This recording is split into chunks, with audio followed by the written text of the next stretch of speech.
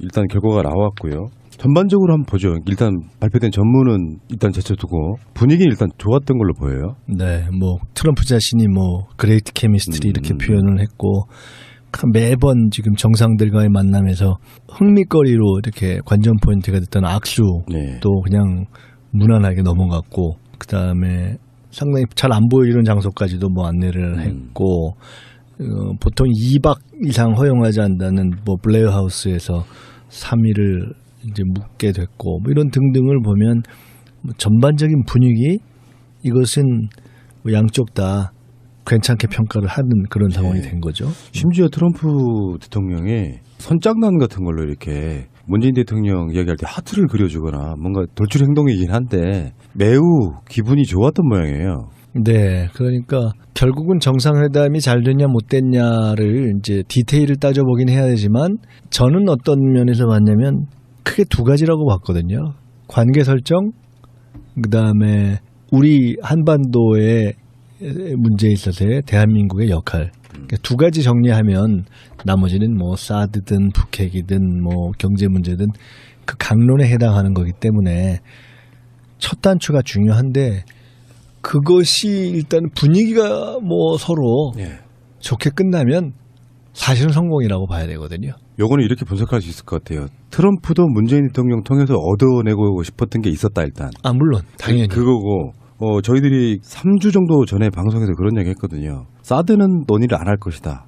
일부러 피해간 느낌이 들고 그런 분위기를 안 만들려고 굉장한 사전 정기 작업을 엄청 했던 것 같아요. 한국 내에서도. 사드에 대해서는 일단 잠재워놓고 그 의제로는 더 올라가지도 않았고 그리고 실제 이번에 미국 이제 의회에 계시는 분들이 사드 환경 영향 평가하는 건 당연히 최근에까지 그런 기사가 나오고 있거든요. 그러니까 의제로는 가장 예민할 수 있는 걸 빼놓고 우리가 취하고 싶은 거, 트럼프가 취하고 싶은 거 딱 두 개만 나왔다고 봐요. 다른 건 다 빼고. 그렇죠. 이제 이렇게 봐야죠. 한편으로는 트럼프 문 대통령 공히 서로에게서 얻어내야 할 것이 있었던 것도 있고 또 한편으로는 트럼프 대통령이 어떻게 보면 뭐 대한민국보다 국제적으로 더 뭐 정치 경제적 위상이 더 낮지 않은 뭐 그런 나라의 정상들 뭐 독일, 프랑스 등등과 만날 때 뭐 또는 정치적인 상징성이 굉장히 큰 뭐 이런 나라들과 만날 때 보였던 치기라든가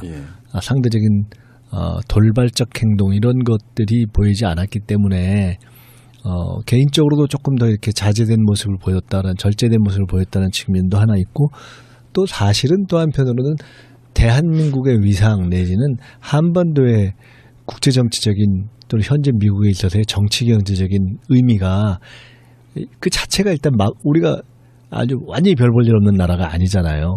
그런 만만치 않음을 반영하는 뭐 이런 것들이 일단 있었다고 보고요. 각각을 쪼개서 이제 들어가 본다면은 이제 하나하나 들어가 봐야 되겠지만 사드 문제만 그러니까 저는 사전에 어땠는가, 현장이 어땠는가, 그다음에 실제 마지막 공동선언으로 표현되는 마무리가 어땠는가 이제 이렇게 쪼개 볼 수 있고 이제 다만 전제해야 될 것은 실제 현장에서 당사자들만이 느낄 수 있는 감과 그렇죠. 아직은 다 확인되지 않은 당사자들이 실제 나눈 대화의 어떤 뉘앙스라든가 그런 어떤 이면 이런 것은 사실은 당사자들이 가장 정확히 판단할 수 있고 또 아직 100% 이렇게 다 드러나고 귀국 보고가 된 것이 아니어서 사실은 더 확인을 해봐야 되고 이렇게 나온 것 같고 추측을 해야 하지만 하여간 비교적 좋다고 보고요. 그중에 이제 우선 사전부터 들어가면 다만 사드 문제는 지금 말씀하셨지만 한편으로는 의제가 안 됐다는 면도 일단 사드 문제에 대해서 이제 비판적인 우리 국내적 시각에서 보면 뭐 그렇게 볼 수도 있지만 또 한편으로는 어찌 보면 이 문제는 사전에 이러저러한 간접적인 입장 표명을 통해서 이미 핵심 쟁점이 정리됐다고 볼 수도 그렇죠. 있는 거죠. 우리가 그러니까 국내법의 문제는 국내법으로 풀고 근데 큰 틀 자체를 우리가 완전히 틀자는 건 아니다라는 시그널을 던진 것이어서 그것에 대해서는 미국으로서도 굳이 다시 뭐 심각하게 올려서 그걸 갖고 계속 시간을 끌면서 테이블에 올릴 조금 줄어드는 것이 아니었는가. 이제 이런 것은 반면에서 보면 사실 중국의 입장에서 보면 조금 비교적 아쉽게 생각할 수 있는 그렇게 볼 수 있는 포인트일 수도 있죠. 어쨌든 사드 문제는 그래서 트럼프 자신이 실제로는 국제 정치 내지는 그런 사드적 접근보다는 지금까지 다른 경우에서 다 실제로 경제나 돈과 관련된 접근을 주로 했기 때문에 그런 본인의 관심과 이해관계와도 결합돼서 하여간 비교적 사실상 본 의제로 안 다뤄진 거죠. 예. 예상됐던 측면이라고 생각하는데 그중에 그래도 전시작전 통제권, 조속 전환 이건 원래 이제 노무현 대통령 끝나고 나서 이명박 정권 때 한번 받으려고 했던 부분을 두 차례 연기한 거거든요. 이명박이 한 번, 박근혜가 한 번. 요거는 전시작전 통제권은 조만간 문재인 정권 내에 돌아올 가능성이 높아 보이는 것이고요. 실질적으로 트럼프가 요구하는 것은 사실은 FTA를 개정하자 이런 게 가장 센 것 같고요. 나머지는 문재인 대통령 입장에서 트럼프에게 북핵 문제에 대해서 좀 전향적인 자세를 가져달라. 트럼프는 알았다. 요거 아니겠습니까? 그러니까 전체적으로 보면 아까 말씀드린 것처럼 실제 현장에서의 분위기를 이제 듣고 판단하자 이걸 전제로 해놓고 본다면 사전에 이제 적절한 주고받음을 통해서 사드 문제는 본 테이블에서는 어느 정도 조금 비껴갔다는 것을 놓고 볼 때 큰 관계를 비교적 좋은 분위기에서 이렇게 쭉 짚어보고 포괄적인 합의를 하고 대한민국의 역할을 일정하게 확보받는다라는 그런 목표라는 점에서는 이게 상당히 성공적인 것일 수 있겠다라고 보여지는 것이 그 아까 말씀처럼 트럼프 자신이 그레이트 케미스트리라고 표현하면서 상호 관계 이후에 계속 갈 수 있는 틀을 놓은 것이 있고요. 그다음에 트럼프 대통령이 뭐 이런 FTA나 방위비용 관련한 이슈를 좀 적극적으로 제기한다라고 하고 또 실제로 정상회담 들어가기 직전에 제기했음에도 불구하고 그것은 그렇다 치고 마지막에 다 끝난 뒤에 뭐 약간 시간이 걸려서 이게 뭐냐라는 그런 뭐 의문을 자아내기도 했지만 결론으로서 합의된 공동성명, 발표된 공동성명을 보면 저는 큰 틀에서 보면 우리의 외교적 전략에서의 입장이 상당히 반영된 것들이 전 대목이 눈에 많이 띄더라고요. 예를 들어 지금 말씀하신 거 별로 예측을 안 했던 가령 조건에 기초한 한국군으로의 전작권 전원이 조속히 가능하도록 이걸 뭐 영어로는 이렇게 썼더라고요. 그러니까 뭐 Transfer of Wartime Operational Control을 expeditiously, 그러니까 굉장히 신속하다는 표현을 쓴 거잖아요. 이거 별로 그렇게 예상 많이 안 한 건데 이것은 다만 그 신속한에다가 또 뭐가 붙어 있냐면 conditions based라는 말이 붙어 있단 말이에요. 조건이 맞는 한에서. 그러니까 이건 어떻게 보면은 한국과 미국이 양쪽이 자기들이 하고 싶은 얘기를 하면서 피해갈 대목을 하나씩 다 정확하게 외교적인 언어로 건 거예요. 그러니까 이게 이런 시간이 버는 게 아주 미묘한 단어 하나의 선택에서 시간을 거는 거잖아요.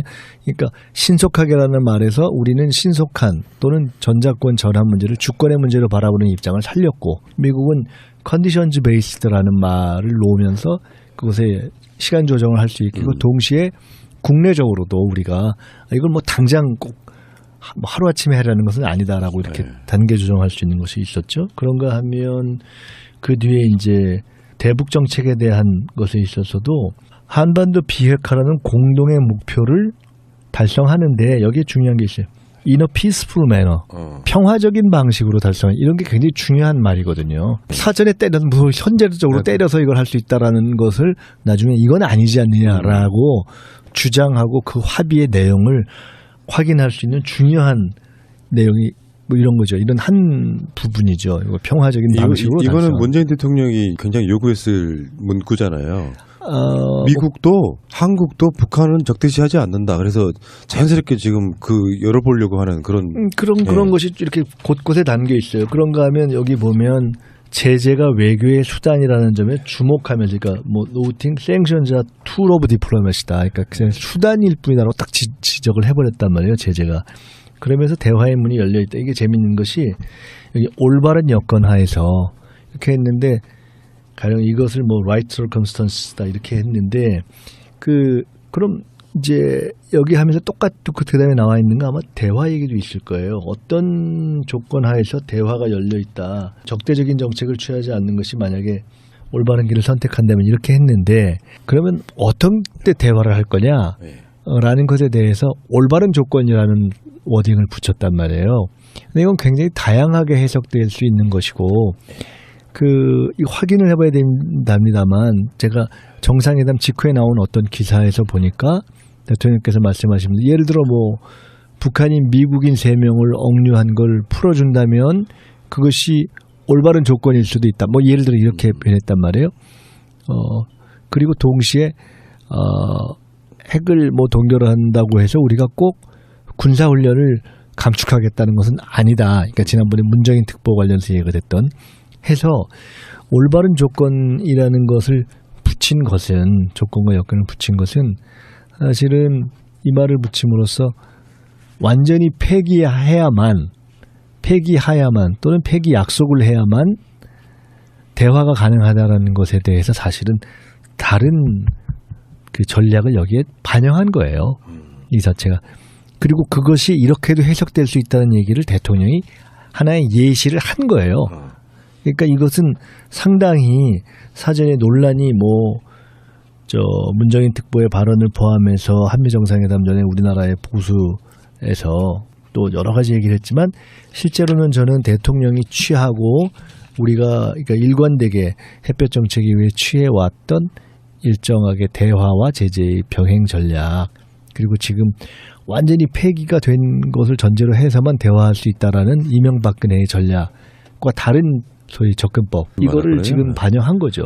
문재인 대통령이 굉장히 영린 얘기요. 외교라고 하는 게 상대에 대한 존재감을 굉장히 부각시켜주면서 기분 맞춰주면서 얻어내는 거잖아요. 예.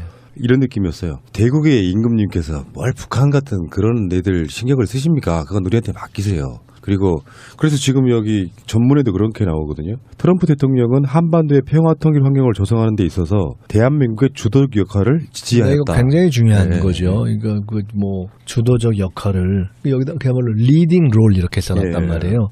그리고 이것은 우리 경험에서도 예를 들어 미국이 약간 유화적으로 대화로 나가려고 해도 우리가 노하면 안 됐던 경험이 있고요. 그건 YS 때도 그랬고 박근혜 이명박 때도 그랬고 그런가 하면 미국이 세게 약간은 좀 압박으로 나가려고 할 때도 우리가 그러지 말고 대화로 갑시다 라고 하면 오히려 역으로 그렇게 했던 그러니까 클린턴이 좀 대화로 가려고 할 때 우리가 노해서 막았던 적도 있고 부시가 밀어붙이려고 할 때 우리가 말로 합시다 라고 해서 역으로 갔던 이런 경험이 있어서 원래 이게 맞는 거예요.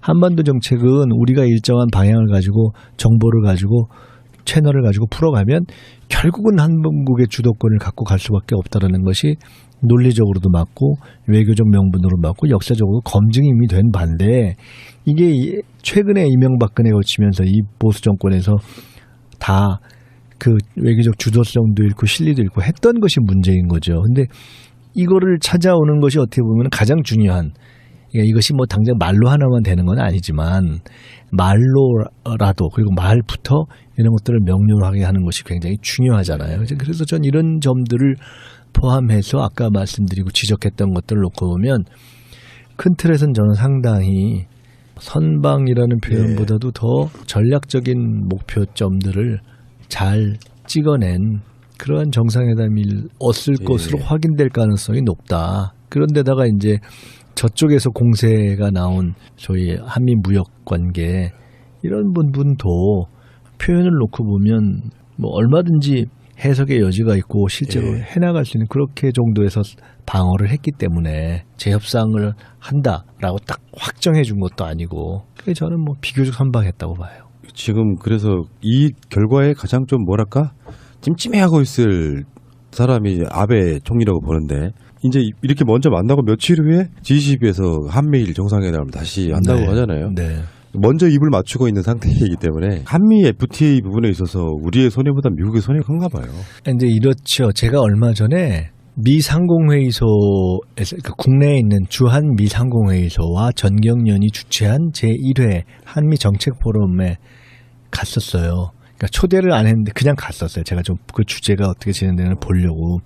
사실은 제가 민주연구원을 암참이라고 불러요. 그걸 그러니까 약자로 미 상공회의소 거기에 가맹단체 내지 협조단체 중에 하나로 가입시켰어요. 제가 이번에 연구원 대리 그거에 대해서 연구원 내에서 이게 정당 연구원이 이렇게 하는 것이 맞습니까? 라고 했는데 제가 이건 한미 관계를 꼭 생각해서라기보다도 다양한 싱크탱크들과의 교류를 확대하는 차원에서 그쪽과도 좀 자료제 이렇게 공유를 하는데 좋겠다 싶어서 회원 들어갔는데 큰 돈 드는 것도 아니고 해서 그렇게 했는데 이제 그때 가서 제가 그때 세미나를 보면서 언론에도 일부 나왔지만 실제로 기계적인 수치로 따져보면 한미 FTA 이후에 실제로 한미 간 무역의 수지라는 점에서 보면 미국이 우리는 흑자고 그쪽은 적자다. 그래서 역조다. 이렇게 하면서 그 불만을 표시할 수 있는 것이 있는 게 사실이죠. 네.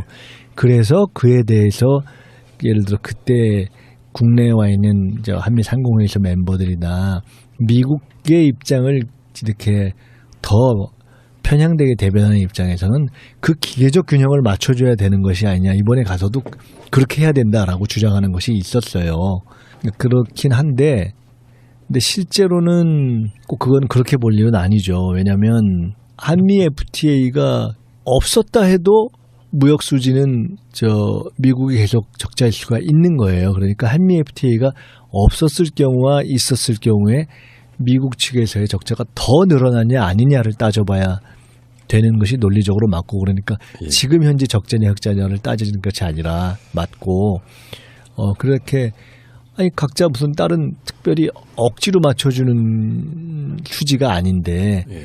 기계적으로 맞추는 것이 아니라 혹시 조건에 뭐 불공정함은 없는가 이렇게 따지는 것이 맞고 뭐 이런 등등 쟁점이 있어요. 근데 미국은 어쨌든 자동차나 철강 이런 문제를 포함해서 적자를 좀 줄이고 싶은 이런 것이 있는데 그런 것에 대해서 우리는 딱 기계적으로 이걸 뭐 숫자를 딱 양쪽이 똑같이 뭐 돼야 된다 이렇게 안 하고도 접근할 수 있는 다양한 방법이 있기 때문에 아마 그런 여러 가지 카드를 가지고 갔을 거고 그래 그걸 논의해 봅시다라는 정도에서 전 막았을 거라고 봐요. 왜냐하면 그렇기 때문에 재협상을 약속한 건 아니다라고 끝난 후에 그것을 시사하는 듯한 것을 트럼프 대통령이 했지만 장하석 실장이 아니라고 했고 그다음에 어쨌든 공식적인 합의 문안으로 나타나지가 않았잖아요. 그래서 그냥 더 확대되고 균형된 무역을 이렇게 상호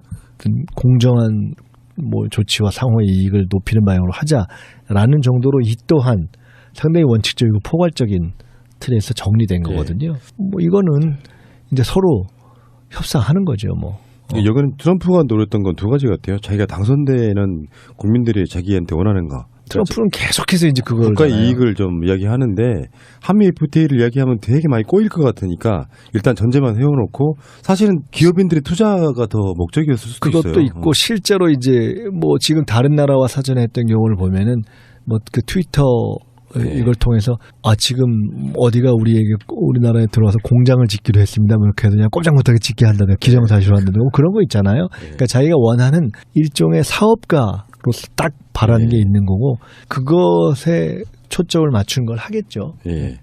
그 외에도 지금 뭐 IS에 대한 문제라든지 지금 이라크, 시리아, 나머지는 뭐 이제 뭐 그런 등등 이제 비교적 이제 나머지는 포괄적인 공자 말씀. 그러니까 좋은 얘기들. 동맹으로서 우리는 연인 관계랑 비슷한 거 아니겠습니까?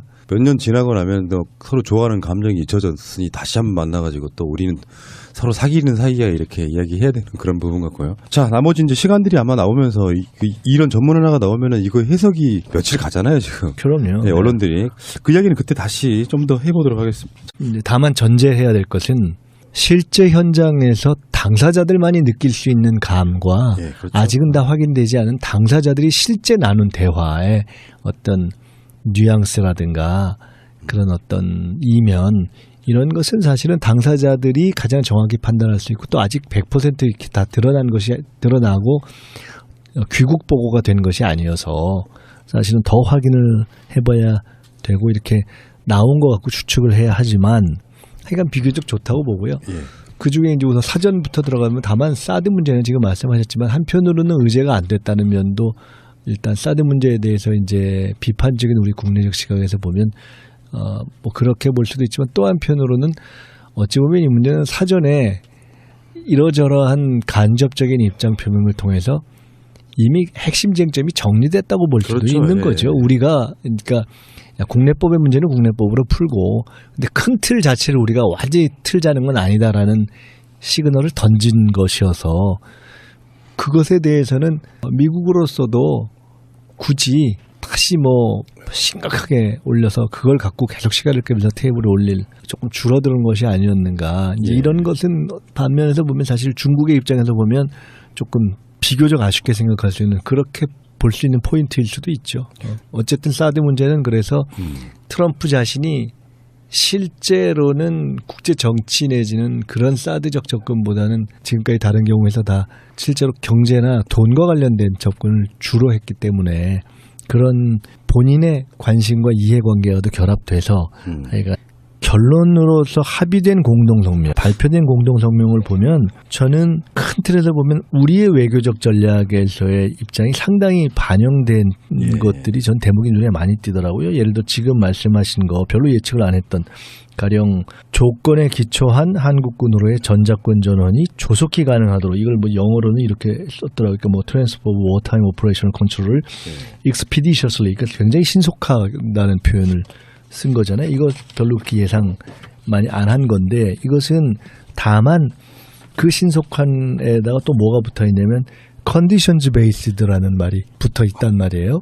조건이 맞는 한에서. 그러니까 이걸 어떻게 보면은 한국과 미국이 양쪽이 자기들이 하고 싶은 얘기를 하면서 피해갈 대목을 하나씩 다 정확하게 외교적인 언어로 건 거예요. 그러니까 이게 이런 시간이 버는 게 아주 미묘한 단어 하나의 선택에서 시간을 거는 거잖아요.